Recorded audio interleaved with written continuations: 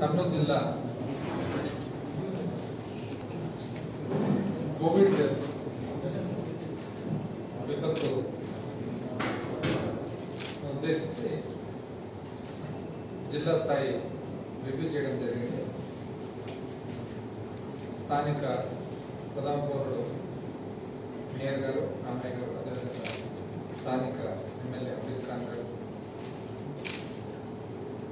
Honourable member legislative assembly Shri Arthur గారు, అదేవిధంగా honourable member of parliament Shri Brahmananda Reddy గారు, జిల్లా కలెక్టర్ గారు, ఎస్పీ గారు, జాయింట్ కలెక్టర్ గారు, అదేవిధంగా వివిధ మెడికల్ అండ్ హెల్త్ డిపార్ట్మెంట్ మరియు మున్సిపల్ కమిషనర్ గారు, జేసీ జిల్లా స్థాయి అధికారులందరితో కూడా సమీక్షించడం.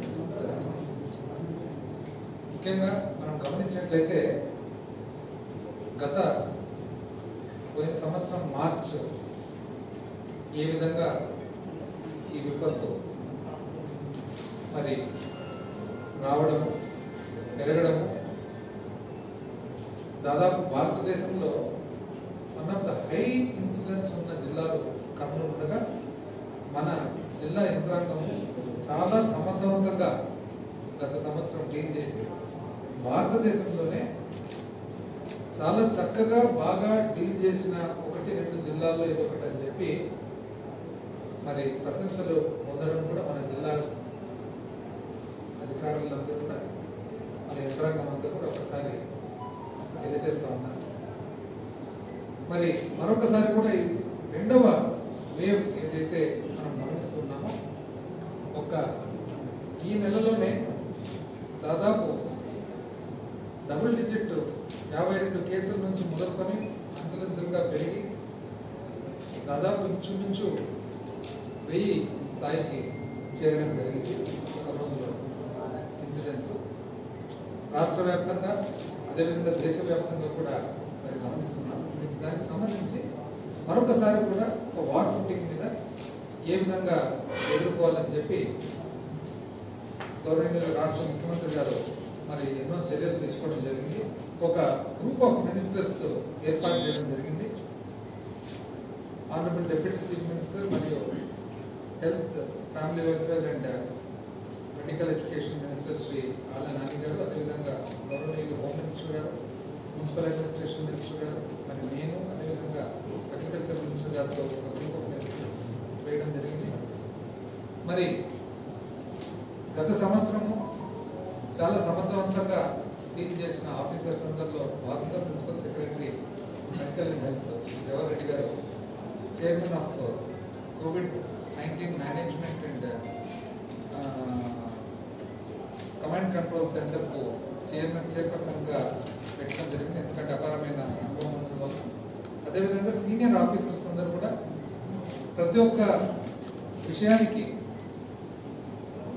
అంటే food and sanitation management in covid hospitals Shri Krishnababu garu, అదేవిధంగా primary contact tracing and testing Shri Muddada Ravichandra garu, అదేవిధంగా monitoring and help desk and CCTV Shri Piyush Kumar garu, అదేవిధంగా 104 కాల్ సెంటర్స్ అన్ని కూడా సమర్థవంతంగా ఎఫెక్టివ్గా మరి ఆపరేట్ అయ్యేదానికి శ్రీ అహ్మద్ బాబు గారు, అదేవిధంగా Covid Aarogyasri hospitals Covid services lab management doctor Mallikarjuna గారు, సిఇఓ ఆరోగ్యశ్రీ, అదేవిధంగా కోవిడ్ హాస్పిటల్స్కి సంబంధించిన ముఖ్యమైన మందులు కానీ మరి సప్లైస్ కానీ శ్రీ విజయరామరాజు గారు, IAS and BCM MD AP MSIDC, అదేవిధంగా ఈవెన్ ఆక్సిజన్ కూడా ఆక్సిజన్ సప్లై మానిటర్ చేసే దానికి ఒక ఐఏఎస్ ఆఫీసర్ శ్రీ షణ్మోహన్ గారిని ఏర్పాటు చేయడం జరిగింది.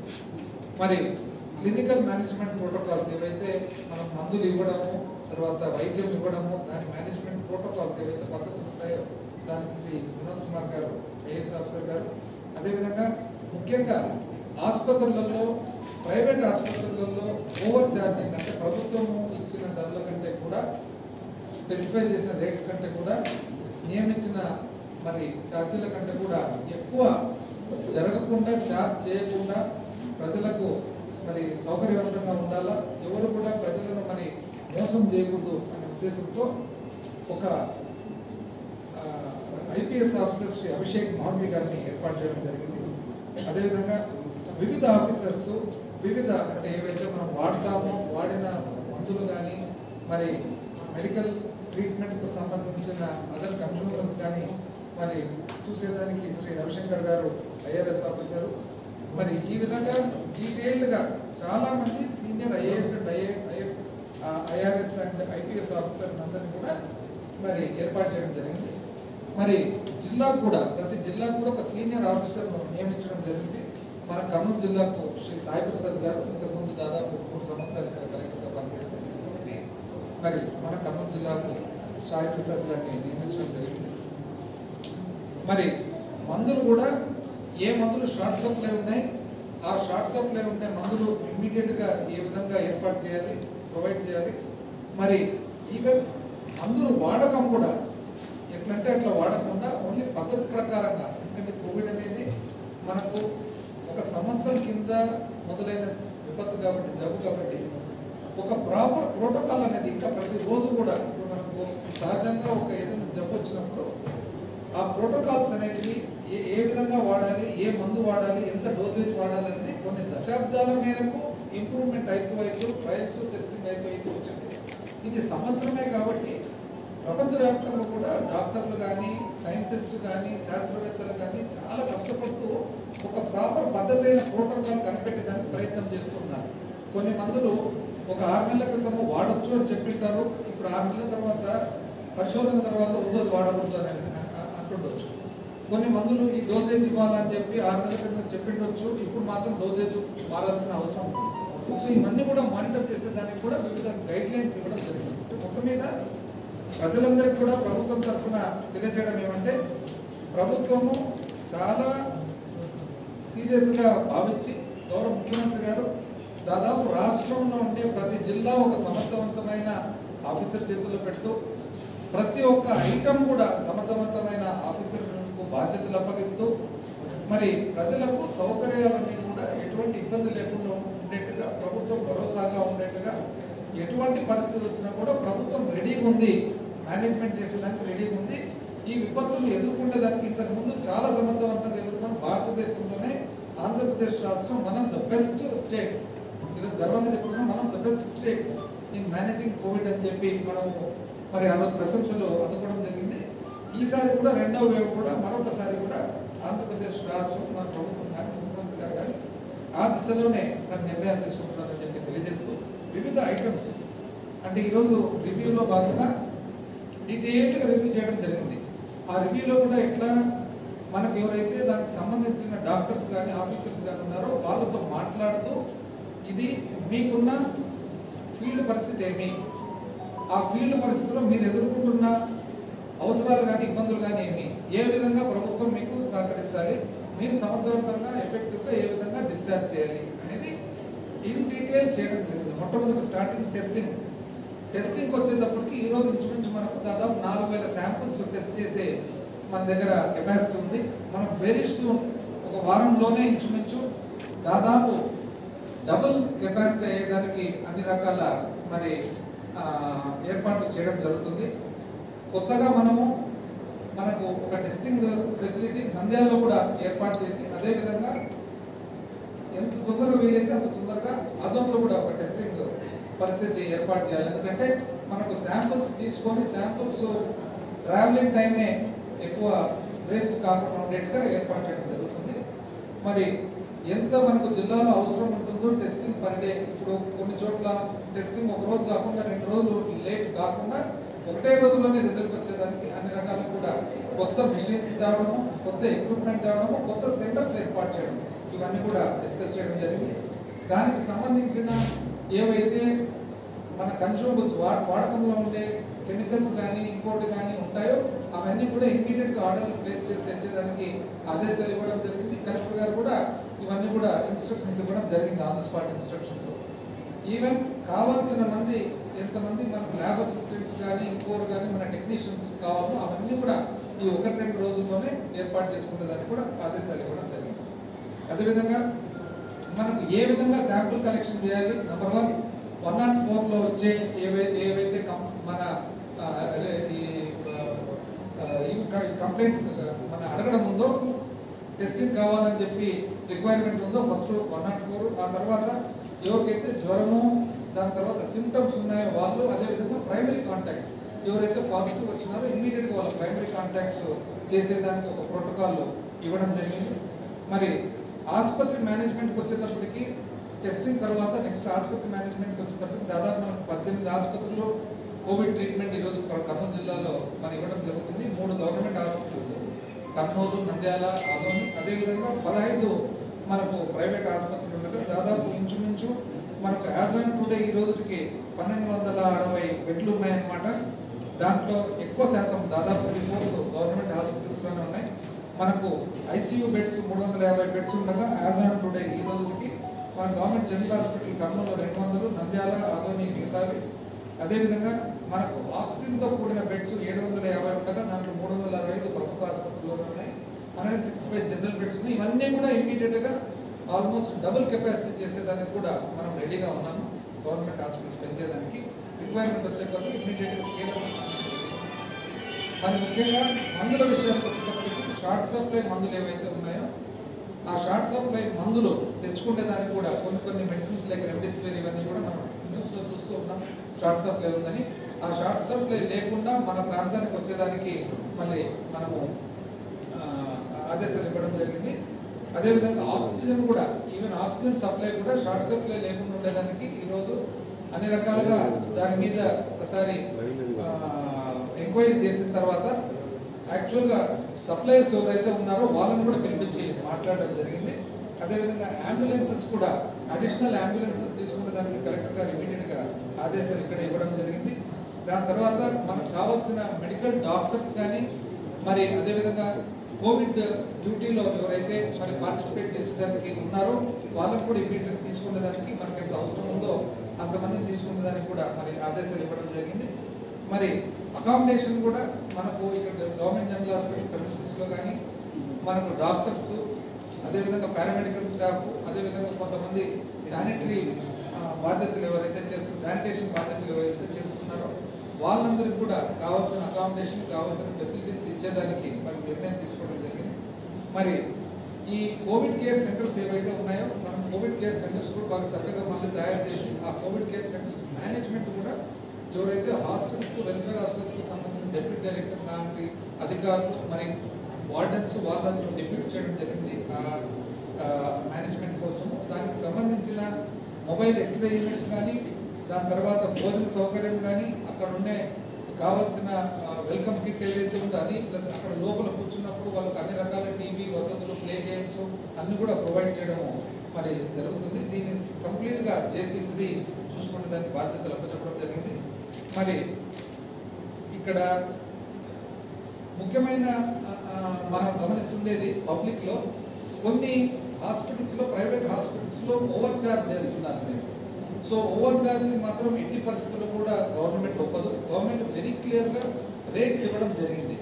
ఆక్సిజన్తో పాటు ఉంటే పర్ డే బెడ్ ఎంత, ఈ మెడిసిన్ ఇస్తే ఇంత, సిటీ స్కాన్కి ఎంత, ఏవైతే రేట్స్ ఉన్నాయో అది ఆ రేట్స్ ఖచ్చితంగా ఆ రేట్స్ మాత్రమే మరి అప్లై చేయాలి తప్ప అంతకు మించి ఓవర్ ఛార్జ్ చేసేదానికి అది తప్పు అవుతుంది. ఎస్పెషల్లీ ఇటువంటి పరిస్థితుల్లో డాక్టర్ అనే వ్యక్తి, ఆసుపత్రి అనే వ్యక్తి ఒక మనిషి జీవితం కాపాడాల్సిన బాధ్యత ఉన్నప్పుడు మరి ఇట్లాంటి పరిస్థితుల్లో ఓవర్ ఛార్జ్ చేయాలా, పేదవాళ్ళని కానీ ఇంకోవి కానీ మరి గవర్నమెంట్ నిబంధనల మేరకు దాడి చేయడం తప్పు. కాబట్టి ప్రభుత్వం అందుకనే ఈ విషయం మీద సపరేట్గా అభిషేక్ మహంత్ గారు ఐపీఎస్ ఆఫీసర్ గారిని నియమించడం జరిగింది. దానికి ఒక టీం ఉంటుంది. వాళ్ళందరూ కూడా కంప్లైంట్ ఇచ్చిన వెంటనే దాని మీద యాక్షన్ తీసుకోవడం జరుగుతుంది.